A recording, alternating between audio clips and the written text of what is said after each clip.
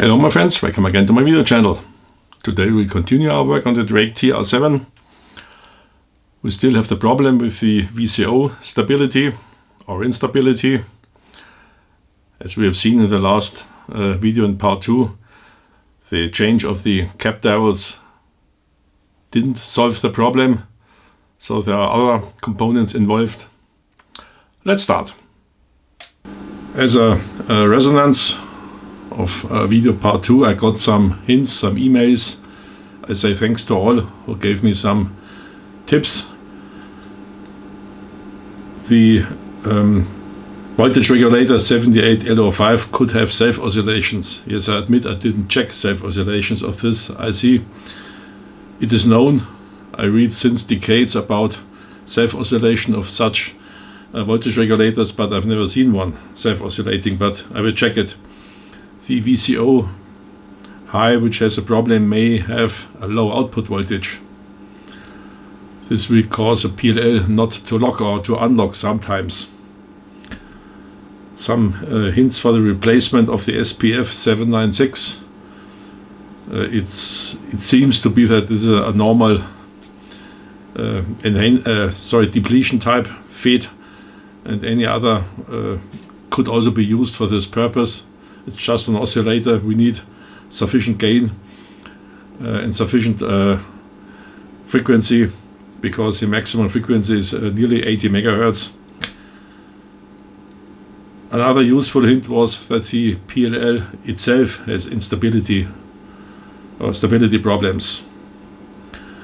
One VCO is okay, the VCO for the low frequencies, but the VCO high is not okay.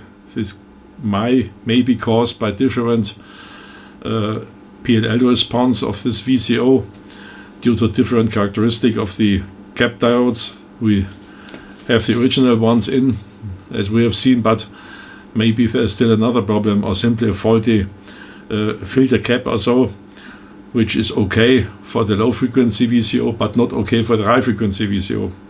I will check also. So, but first let's start with the 70L05, whether it has self-oscillations. The high VCO is switched on. We still have the problem that the input voltage 10 volt.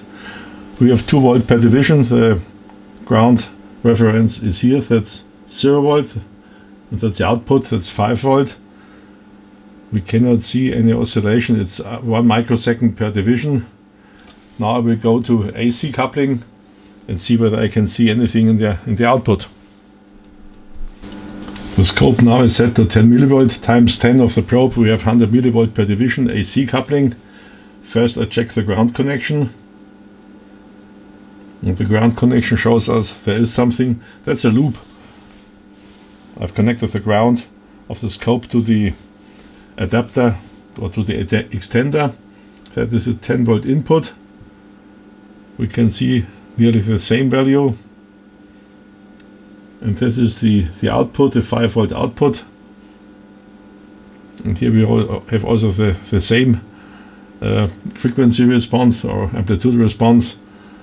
This is due to the measurement loop, but there are no oscillations on it. I can say it's okay. And this is not the root cause for the problems. We will measure now the output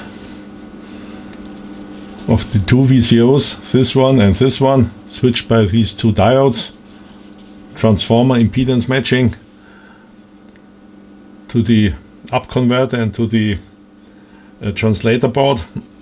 Here we should have 2 volt peak each. We are measuring each. The scope is set to 50 millivolt per division times 10. So we have 500 millivolt per division. We have 4 times. The measured value can be read here. It is 190 millivolt. That's 1.9 volt peak. I set it to volt peak measurement.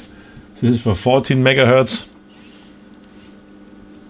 When I go to 7 megahertz and lower bands, the amplitude drops a little bit, but it is still locked. 14 megahertz, 21 megahertz. Where we have the unlock, the amplitude is nearly the same. frequency.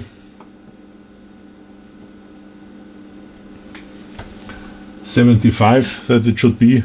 We go down to 0. It's easier. 69.05.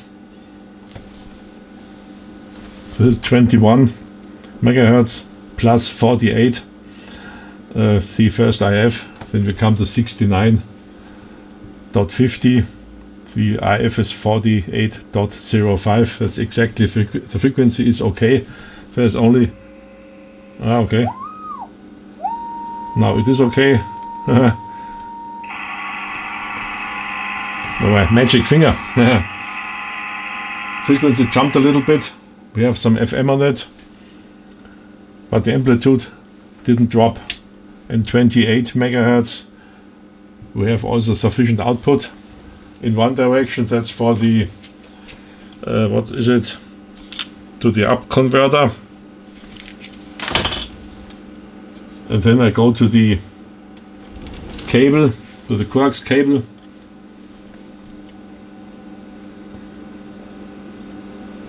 And the output is this one.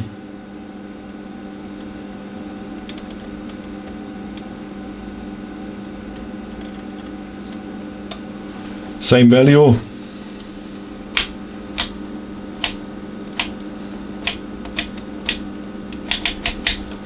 So the output voltage cannot be the problem.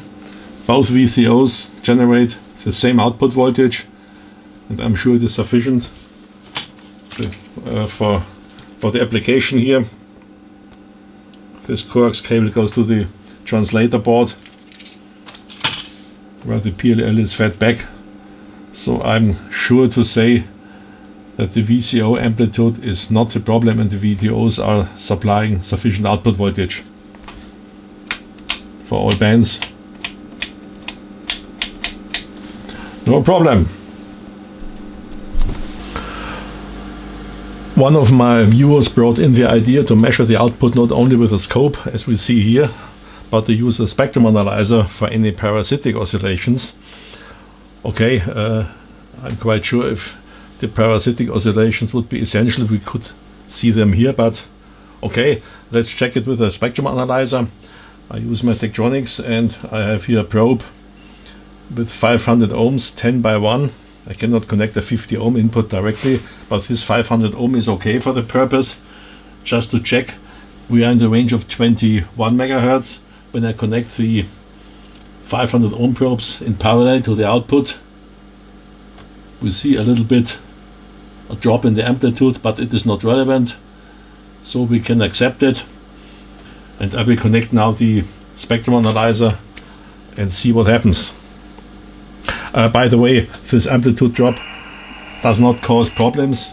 For example, in the 14 megahertz band, you can hear the tone. Nothing happens.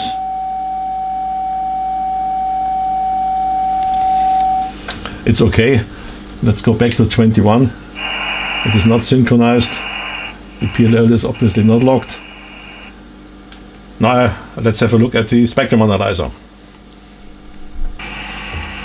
This is a frequency response on the analyzer. We have 50 megahertz per division. This is a zero response. Center is 250 megahertz. This is a fundamental frequency, 69 megahertz. Second, third, this is 210. 50, 100, 150, 200, 210. That's the fourth harmonic. The fifth and others are not visible, but there are no any parasitic oscillations. Now I try to synchronize it, or I go down to 14 megahertz where we have lock. Similar response. 21 unlocked.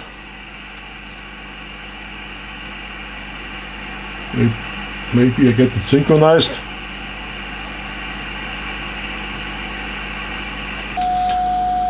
Now I got it synchronized. No difference. And when I unlock it again, you see no difference. I will focus now on the wanted frequency and the basic frequency of 69.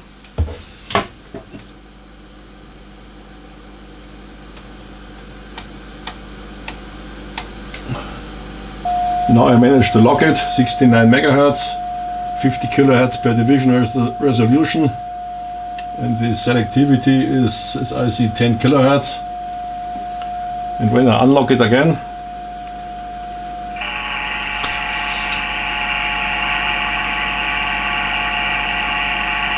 well, it's a typical FM modulation, I would say. These frequencies are allocated according to the Bessel function. When I get a bigger resolution, 200 kilohertz per division, so we see we have a bandwidth of approximately 200 kilohertz in the unlocked condition, but no parasitics. That's important. We didn't see any parasitic oscillations, so we can say the VCO is okay regarding amplitude and parasitic oscillation. In the next step we will have a look at the PLL itself. We have two VCOs controlled by the same PLL, so we may say, okay, if one VCO, the low VCO, this one here works, the other one, the high VCO, should also work. That's not absolutely true, because both VCOs have different characteristics. One VCO has 3 cap diodes in parallel, the other one only 2. Different frequency ranges, so also different quality of the resonance circuit, so it's possible that one VCO works with the PLL and the other one not, especially when the characteristic of the specification of the PLL is exactly at the border or at the corner, and maybe we have a problem with one. Let's have a look at the principle of this PLL. It's a little bit different to understand. We have the phase comparator. The frequency is 500 kilohertz on both. One is a reference frequency and the other one is a frequency which comes from the translator, which divides the frequency down, the oscillator frequency down to 500 kilohertz, considering also the VFO. The output is amplified, and the output here is a so-called fine tune. The fine tune only controls this cap diode, and in the other VCO this cap diode. We focus on this one. So the fine output here, this is also the test point, controls this diode, this cap diode. The other one are controlled by the coarse tune, fine tune and coarse tune. And the coarse tune only gets active when the voltage here on the fine tune is above 16 volt, because this voltage here gets higher than the reference, which is set to 16 volt. I've measured 16 to 2 volt DC from the 24 volt voltage divider and so on. And when this voltage gets higher, then we have here an output of the coarse tuning via these diodes. They are there to increase the speed, tuning speed at high deviations. And this is a coarse tune, which controls these 4 diodes, or these 6 or 2 and 3 diodes. And this I found the checkpoint test point here and here, and I will connect now my scope to both and see what's going on in the PLL loop when we tune it. So the scope is connected to the 2 test points. This is test point 1 with the yellow probe. This is this trace. 0 is, or ground level, is the bottom line here on the screen, and the blue line is test point 2. I've soldered here also a pin on it. There's a blue line. In the low frequency ranges, 1.5 megahertz, these coarse tuning is very low. This is a fine tuning. When I would, okay, we cannot see it. 2.5 megahertz, when the frequency increases, the coarse tuning rises. 3.5, 5, 7 and 14 megahertz.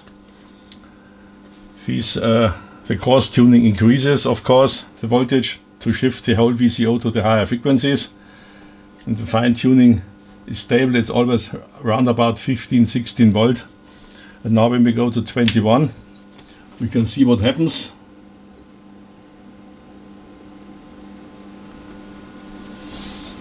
There's an oscillation on the fine tuning.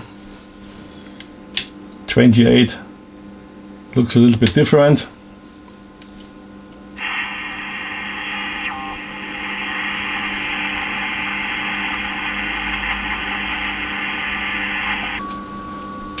Now I managed it with my magic finger. 21 MHz is synchronized. We see the coarse tuning again is rather low because we have the other VCO. But now the frequency is okay. When I switch to 28, same problem. Okay, coarse tuning is a little bit higher. The fine tuning is always in the range of 15 to 16 volt DC. And when I re-trigger it again, we have instability. We have 2 milliseconds per division. So this frequency is approximately 500 Hz, 600 Hz. In the 21 MHz band it is a little bit lower, the frequency. It is approximately 8 or 10 milliseconds. Okay. It's synchronized without my magic finger. Well, I have a suspect, and this is the filter cap on the coarse tuning, because the output, we have a 1 megohm when the diodes are not conductive. I will first check this 1 microfarad electrolytic cap and add another 1 microfarad in parallel and see whether we can get stability. Oops, I added 1 microfarad in parallel, just for isolation. And now we have stability. A short instability was seen, but it disappears. 14 megahertz, 7 megahertz.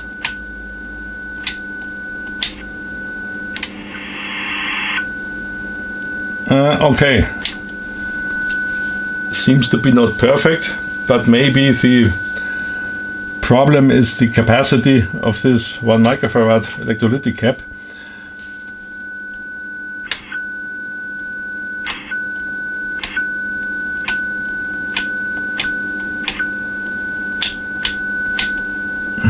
I switch through all bands. 21 megahertz again is a little bit unstable, but we have better stability. When I try to use my magic finger,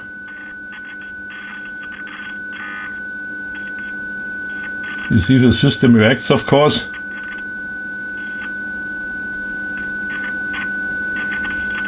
But it doesn't get unstable.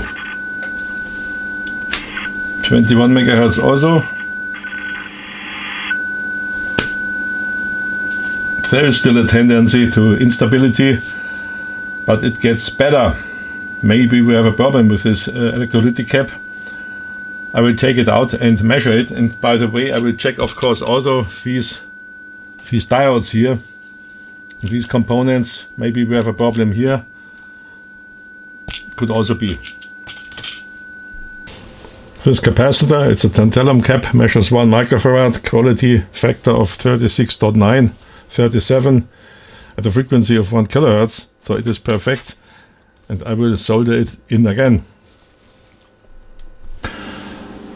Now to the translator board. What does this translator board do? We have here the input from the VCO. We have measured everything which is possible.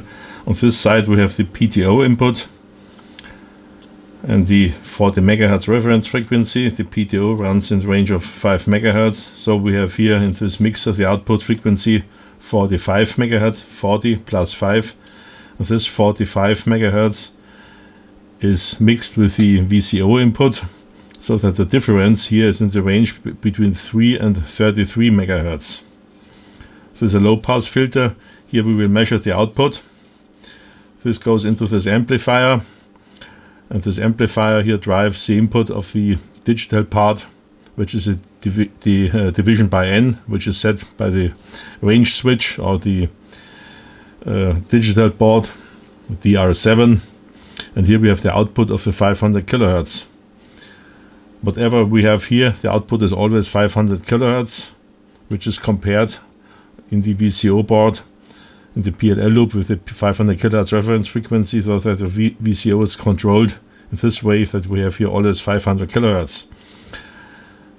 We will measure here, it should be 50 millivolt peak, the output of this low pass filter, and then we will measure here this point, which should be approximately between 0 and 3 volt, and I measure also this output in the 500 kilohertz.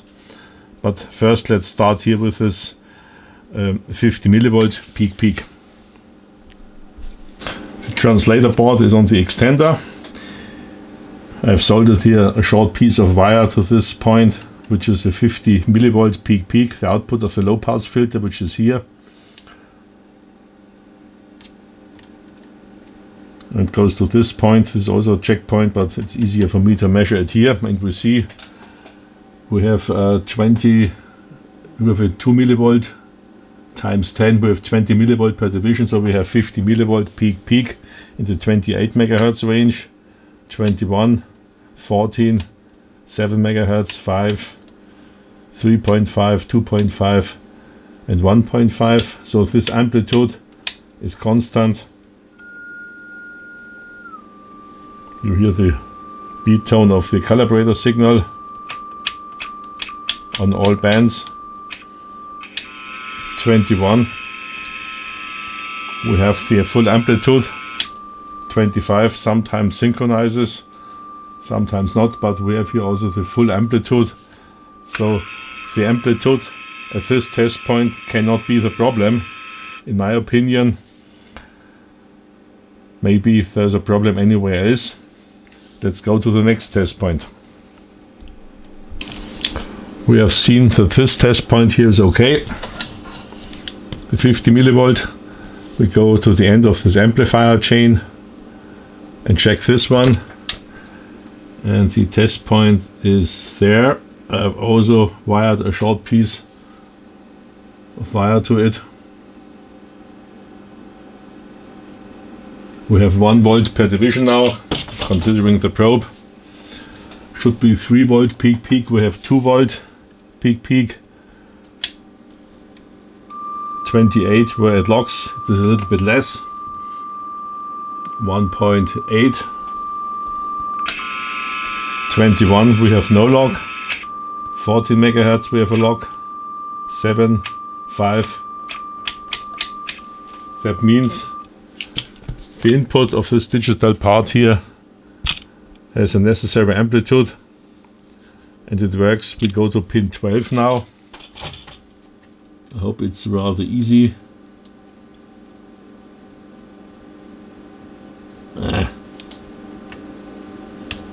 Oops, I think this was a good connection.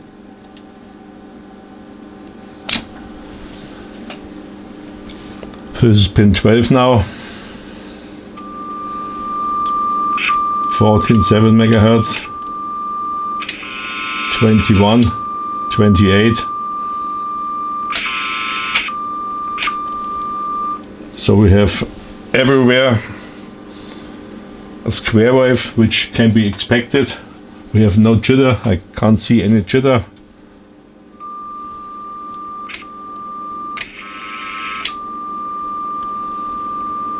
An option would be to use a spectrum analyzer to measure any jitter. And the last checkpoint is the output of the 500 kilohertz. When this division by N is set by the range switch. This is pin 11. This is pin 6 and it is pin 11.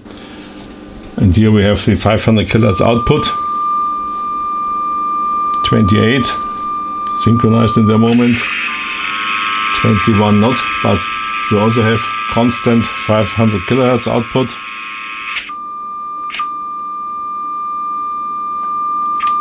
Only the duty cycle varies a little bit, but we don't see any problems in this signal. Yes, I know.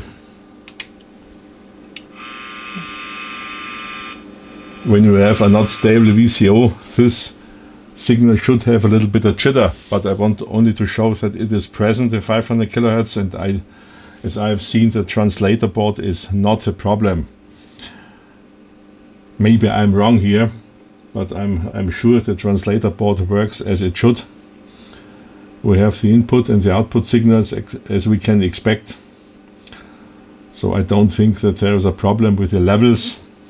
We see the digital part gets an input signal, generates an output signal, and I'm quite sure the problem is now on the VCO board and not in the translator board. We have seen that the translator board seems to be okay.